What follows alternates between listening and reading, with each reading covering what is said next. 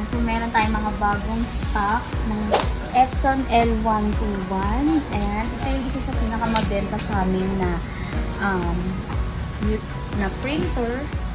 Ito ay print only, na continuous ink na siya. May kasama na rin siyang ink sa loob, isang set. Okay. So, ayan. Ayan. So, kung gusto niyo pong mag-avail, pwede po kayong mag-walk in dito. Pwede rin po ninyong kontakin yung mga marketing, sales namin. Kasama na ako. Okay. Para po makapag-avail po nito.